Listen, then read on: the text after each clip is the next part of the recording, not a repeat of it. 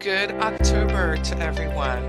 This is Annette Lizardo for the Autism Society of Florida, the president, and with a good friend this Disability Awareness Month, and we are highlighting dual diagnoses. As the autism spectrum disorder diagnoses, the numbers have escalated, so have those with other diagnoses are included in that number. So we have with us today Alexi Perez, Hi. who has a lovely daughter. And Alexi, I look forward to you telling us a little bit about yourself and your daughter, your background, and when and why you became a part of the autism community. Thanks, Annette. I'm really happy to be here. My name is Alexi Perez, and I'm a disability advocate, an entrepreneur, and the mother of five children, which includes my 22-year-old daughter who has Down syndrome and has been dual diagnosed with autism around when she was 16 years old. And a little bit about of my background. I've been involved in the autism community for many years, even before she was diagnosed. I actually was the event director for a national conference called Trailblazing, which was about meaningful employment for people with autism and other disabilities. And it was a conference that where we invited Dr. Temple Grandin, Dr. Stephen Shore, and other disability advocates in the autism world, and also specifically those that are involved with employment. Um, One of our speakers was Jose Velasco, who was with SAP Technologies. They are the largest employer of people with autism in the United States, and so we talked about traditional employment, we talked about micro enterprises, and we talked about self-employment. I've had an interest in the intersectionality of autism and other disabilities and meaningful employment for many years now. And so that was kind of my introduction. And then now with my work with the Autism Society of Florida, where I'm the administrative coordinator. Those are kind of a little bit of my background. And then, my daughter who is now diagnosed and she's about to turn 23. So let me ask you, Alexa, because you mentioned that your daughter was diagnosed with ASD at 16. Hmm. So I'm wondering, before that, did you suspect anything else other than Down syndrome, which is her primary diagnosis, if I'm Hmm. correct, right? That's her primary Yes, it diagnosis. is. So I'm wondering if you can tell us, did you suspect autism before she turned 16? And, basically up until that time, and since, what's a typical day with her? I know you have other children as well as do I, but I'm Hmm. just wondering what accommodations you've incorporated into your daily lives to help her succeed. And I know she's quite an artist in her own regard. Yes. So you guys have done great, not just you, but the family and, Hmm. supporting her interests and talent. Hmm. So I know it's a lot of questions bundled into That's okay. into one, but We you can can break them dissect it. down. Yeah, Yes. we can break them down a little bit. So yes, for starters, she was diagnosed at birth with Down syndrome, and initially and for many years, the way that we were able, she was able to receive early interventions was through that primary diagnosis. And um, although there was a lot of benefit to the fact that she did receive a lot of that intervention from a very young age, we started to realize that everything that was being done for her um, was she was seen through a very medical model, a very diagnostic model, which was that because her diagnosis was Down syndrome, it didn't matter what else, as you said, did we see other signs? It didn't matter if we saw other things. They would continue to kind of bring it back to, well, it's because she has Down syndrome. And it really as we started to see some of, with her peers who also had Down syndrome, we started as they developed, and we started to see that perhaps some of the things we were seeing for her, it was very, different than her friends, especially around the area of social interaction, communication, and behavior. And I would say, although it does not fall within the DSM-5, but she had a significant, a heightened sensory, kind of, awareness that was very unique to her and not to the people, anyone around her with Down syndrome. We started to educate ourselves, and we started to say, okay, we get it. Every time we would kind of go to the doctor and say, we're seeing some of these things, and they would tell us what they would tell us, we had to go beyond that. We had to go beyond the medical community. We had to do a lot of research, and we had to read a lot. And we noticed that it wasn't only that her primary diagnosis was Down syndrome. It was also that she was female, and that also created a challenge as well, because now we are seeing a lot more girls getting dual diagnosed with autism, and autism, even if they don't have a primary diagnosis. But for years, that was not necessarily the case. So, um, as we started to educate ourselves, and we were able to articulate, here is, this is, we can agree that this is because she has Down syndrome, but all these other things that are going on for her very much resemble what an autism diagnosis looks like. And then, with Down syndrome, it's a visible disability, Hmm. and autism is not, it's not as apparent, right? Right. Hmm. And so then that also, it exacerbated the challenge in being able to get her diagnosed. But we, stayed the course, and with that, the education, that we had gained, and through our lived experience and documentation of certain things that we saw and were going on, we were able to find someone who was able to evaluate her, and successfully diagnose at the age of 16. um, that being said, obviously, by that point, not only were we as a society, about to step into a global pandemic and a shutdown, and it made it challenging, of course. Um, but she was very much on the heels of becoming an adult, and Hmm. so as we kind of came out of, you know kind of the global pandemic, and we started to understand her, the autism part, as long as along with the Down syndrome, side of her. Hmm. We started to realize that we didn't really have a lot more years you know of that initial funding, right? Because at Right. 22, obviously there's this transition. Hmm. And it has made it very difficult. We did decide after elementary to homeschool her, and she's been homeschooled throughout, along with my other children. And that really has been wonderful, Hmm. to be able to open up avenues for her, um, to be able to work on functional skills, and work on learning in a way that made sense for her, which was multisensory learning. And it, although there's been the challenge of, it would have been better had she have been diagnosed earlier, so we would Hmm. have known more at a younger age.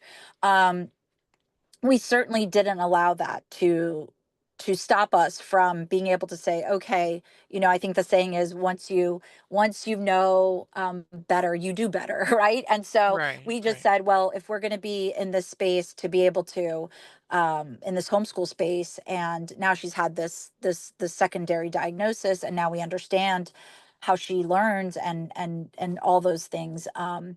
We're just going to continue to do to provide those supports for her. So the Hmm. supports that we've provided, number one, it was to make the decision early on that we were going to pursue self-employment over traditional employment, Hmm. and that we were going to use self-employment, and we used a model that was one person plus one passion equals one job.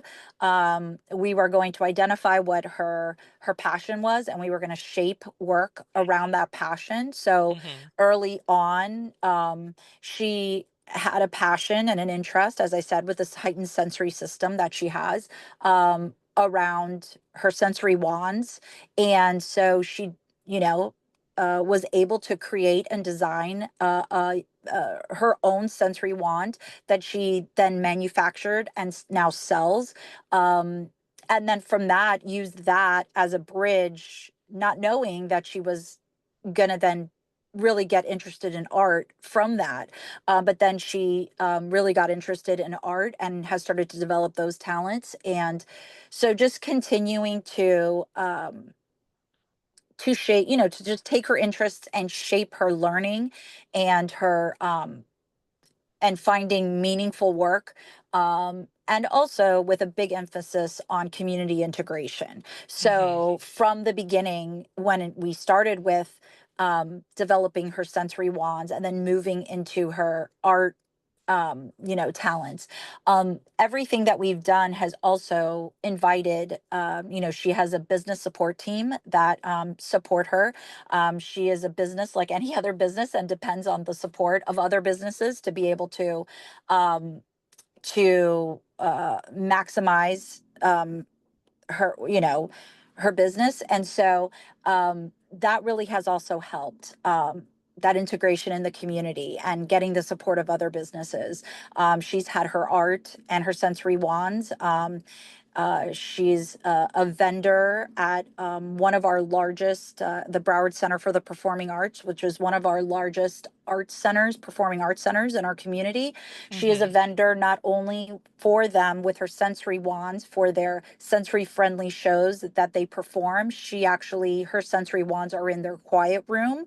So anytime kids want to go into the quiet room from the sensory friendly shows, they're able to go and utilize her sensory wands for a quiet time. And then she's also, her art has also been purchased by the Broward Center into their personal collection, as well as she's designed playbill programs for them for their shows. So you can see that we've used this time to continue to develop her talents, Mhm. develop her, not only her personhood, but also her integration into the community as a valued community member. Yeah, I think that's great because a lot of times, when we talk about autism or other disabilities or unique abilities, we hear inclusion, but I like the way you're framing it as community integration because Hmm. I think a lot of times people think inclusion, a lot of times they just think of traditional schooling, for instance, Hmm. or like a team being inclusive. But our kids and our self advocates, most of their lives will not be spent in school. Most of their lives are going to be, should be out in the community, whatever that may entail. Just think of our own social lives. Where do we go? What would we like to do? And the same applies for them. So I think that that's great. Correct. And for our audience, listeners who are not aware, Alexai's daughter actually teaches our art class. So we have a monthly art class which she teaches, and so she is an artist in her own right, and does a great job of teaching students as well as to how to develop their own artistic skills. Mhm. So what do you think looking back?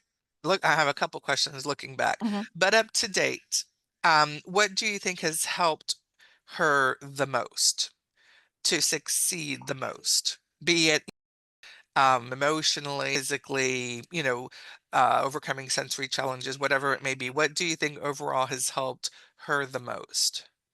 Well, I do believe that our belief, our foundational belief that she was created to fulfill a specific purpose in this world as Hmm. our guiding principle has served her the most, because with that understanding that um, she was created already uniquely and possessing all of the you know, the individual traits that she needs to possess to be able to contribute into this world Mhm. really changes the the perspective or the framing of everything for her. So whether it had to do with has to do with learning, or whether it has to do with work, or whether it has to do with just being a community member, it's Mhm. wherever she whatever group or community that she is a part of, then there Mhm. is something that she is meant to contribute in that group. And so I do think that foundationally that has been the thing that has served her the most. But moving on from there, I do think that our not um allowing her to be boxed in, you know, by a perception. Mhm. In her case, her primary diagnosis already comes with a very long history, where there's a lot of bias and a lot of stereotype with Mhm. individuals who have Down syndrome, and then connected with her also being autistic. Mhm. The duality of that is still, we're kind of like at the, especially with Down syndrome and ASD, we're kind of at the beginning of that. I mean, I will give some statistics, just so that Mhm. there's an understanding to the audience that um, people with Down syndrome are 10 to 25 times more likely to have autism. And within the population group, 16 to 18% of people with Down syndrome are also autistic. But I would say that we're at the you know what I mean, we're at the start of really understanding that, especially Right. within the female population. So Mhm. I think that kind of seeing all aspects of her and not allowing her to kind of get like put into a box of thinking, Mhm. just like, oh, you're just this one thing. Right. And I do think that has also served her. Mhm. And then beyond that, I think what has served her is really, you know allowing her to be able to um not getting in the way of that uniqueness. I think that's been Mhm. the hardest thing for me as a parent, is Mhm. to not place my own presumption or assumption upon Mhm. anything that she has done. um, for me to step away from it, and for me to go, either this is what, from an agency standpoint, like, she wants to do this, and not kind of like saying, "Oh, I don't know. I don't," you know what I mean? Just being like, "Look, we're going to show up, this is where she wants to show up. We're going to show up in this space." Being a female with Down syndrome and autism, and creating a therapeutic tool like a sensory wand, being a female with Down syndrome and autism, and being an artist, being a female with Down syndrome and autism, and having she has her own YouTube channel. These are spaces that are really hard, any one of them, for somebody like that to show up. And so I also think that's the third thing that has really served her, is us getting out of the way, Mhm. and you know what I mean, and allowing her to thrive in those Right. spaces. Right. Now, I definitely think, what I'm sensing, and which I, wholeheartedly agree with. I think it's, seeing, her, or, another one of our, children or loved ones, seeing their worth, seeing their value, beyond a label. We can see their potential, they can flourish, but it's different when others, outside the home, or the close sphere of influence, get to see that. It's like um, it's just like a glimpse or a glimmer of what, any child, given the proper, worth, value, supports, like you mentioned, Correct. what they can do. Really, the sky's the limit. Um, I have a question looking towards the future, and then another one looking back, but I'll ask the one about the future first. So, it's been a few years since you've had the dual diagnosis. Hmm. So I'm wondering now, with the experience you had, um, helping her, what do you see as her greatest needs in the coming, let's say, 5 to 10 years? As she gets past being a young adult, and a little bit older, Mhm. just, um, you know, I don't want to focus just on independent living because, we all have different expectations, whether, who or how, our loved ones may live with. So I don't want to focus just on independent living, but in general, in society, in the community, not just the family, what do you see as your greatest needs in the coming 5 to 10 years? Well, a lot has changed with early intervention and medical care, Hmm. and just what we know. A lot has changed with the life expectancy of people with Down Hmm. syndrome, Yeah. and they're living longer. And obviously, that's a blessing, but there's also unique challenges with that. And Hmm. that I know that we are talking about the dual diagnosis, but that is definitely a part of who she is.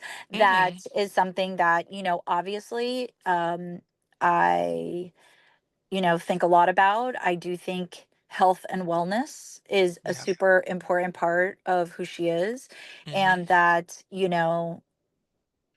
we have to both live in the present but also think about that future, and how that will be for her. Hmm.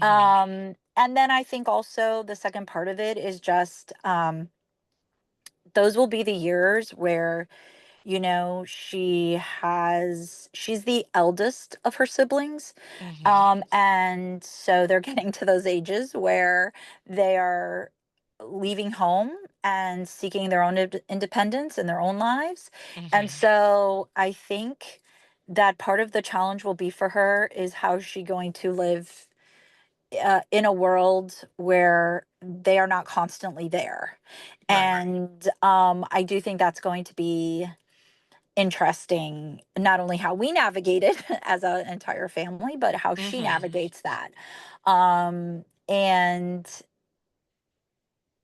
I'd also like to believe um, that, sometimes things happen at the time they're meant to happen, and Hmm. that that there is also a community that she is fostering or is being fostered for her that will kind of come in to surround her in both of those ways, in both of those areas, health and wellness, Hmm. as well as like change in the family unit.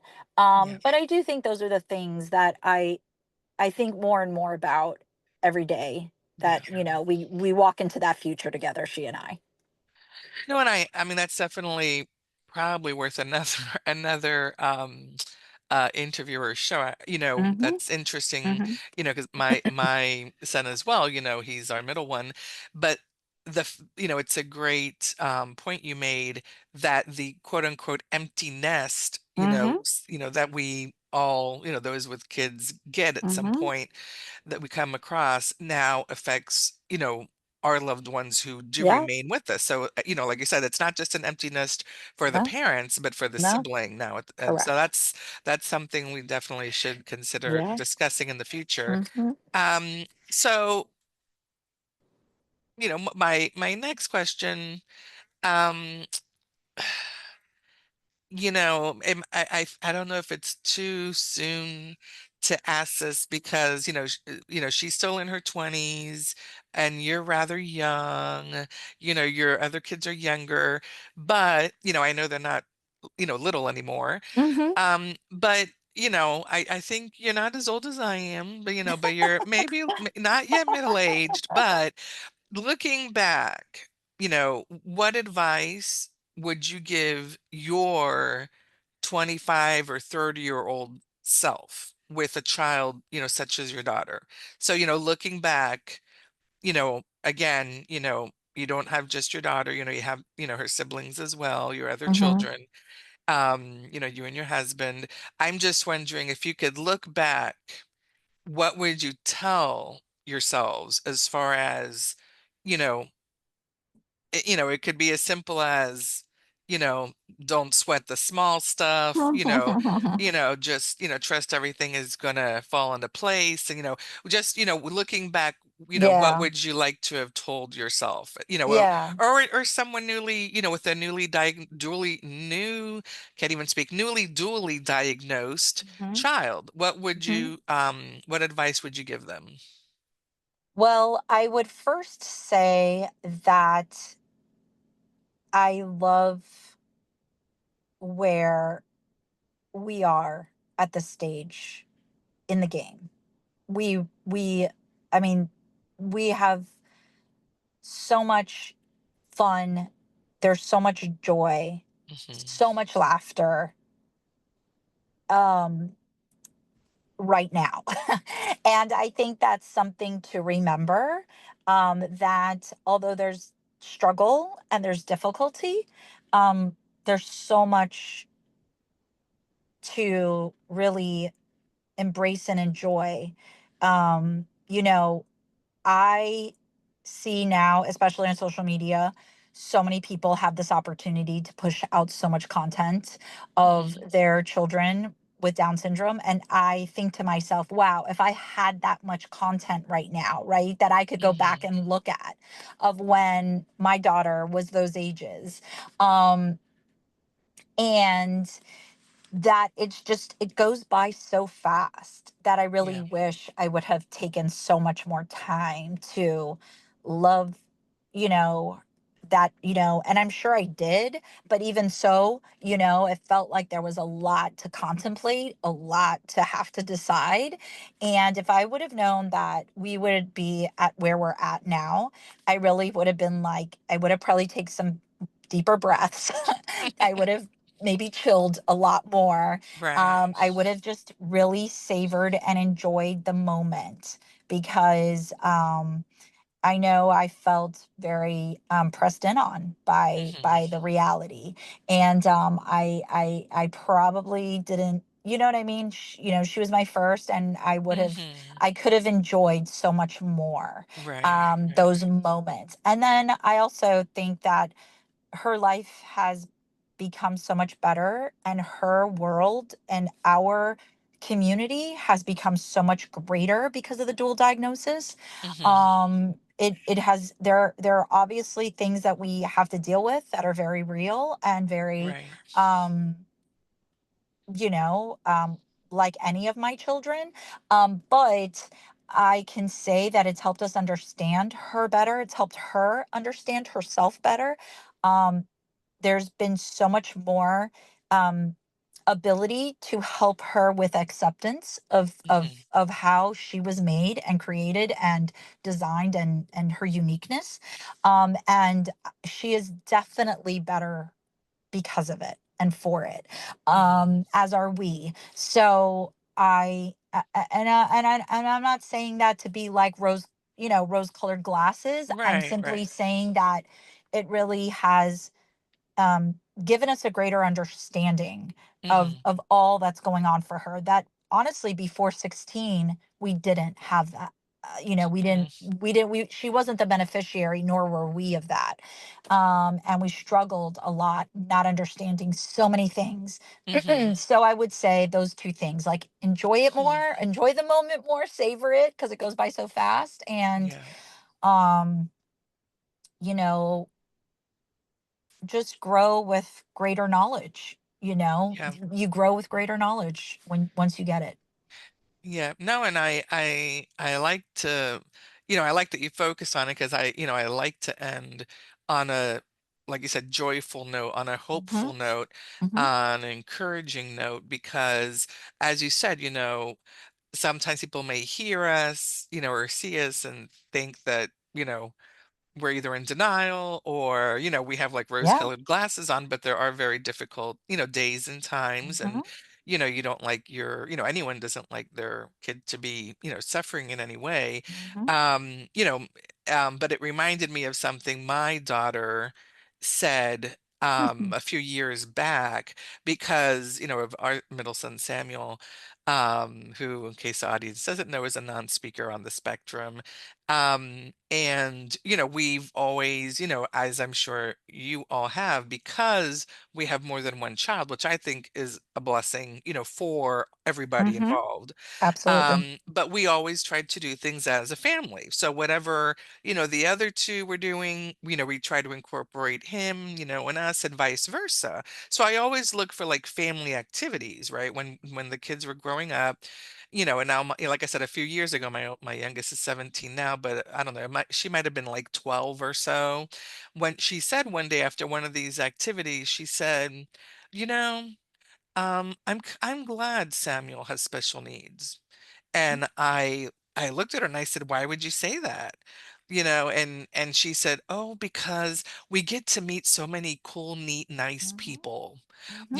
And it's true, and Hmm. I said, "You're right." Of course, and I don't want, listeners to be like, "Oh, that's horrible. How can you wish, a diagnosis on your child?" And I'm not saying that, of course.